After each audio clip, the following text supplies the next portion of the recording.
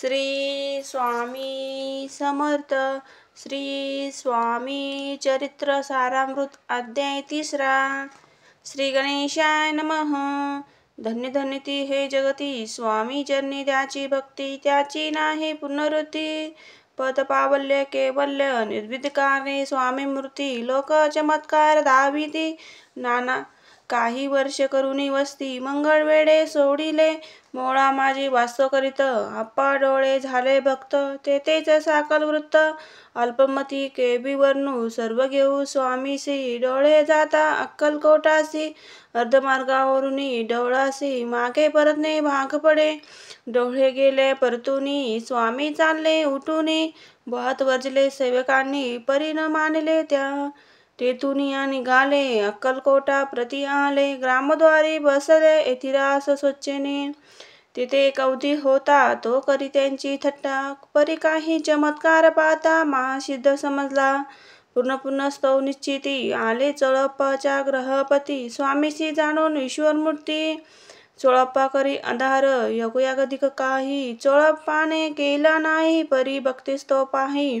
स्वामी आले सदनाते, त्याची देखुनी भक्ती. स्वामी तेथे भोजन करती, तेव्हा चोळप्पा चित्ता आनंद झाला बहुसाळ. त्यापासून त्यांच्या घरी राहिले स्वामी अवतारी. दिवसेंदिवस चाकरी चोळप्पा करी अधिक. तेव्हा राजपदिकारी मालोजी राजे गादीवरी. दक्ष असूने कारभारी, परमज्ञानी असते ते.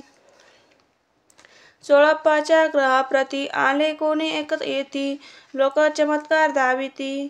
गावात मात पसरली, लोका माझी पसरली मात. नुकताचा कळला व्रत, की आपल्याही नगरात यती विक्रांत पातळले.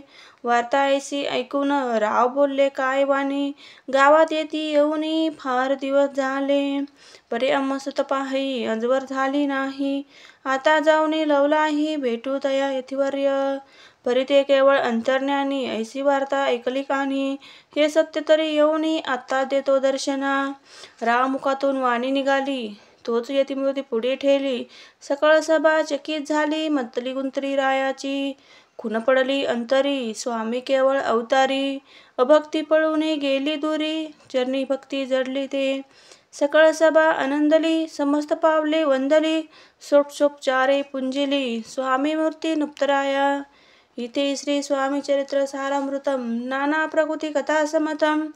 प्रेमळ भक्त परिसम. तृतीय अध्याय गोढा. श्री स्वामी राजपमस्तु. श्रीस्तु शुभवतु. इति श्री स्वामी चरित्र सारामृतम. अक्कलकोट नगर प्रवेशम. तृतीय अध्याय. श्री स्वामी समर्थ.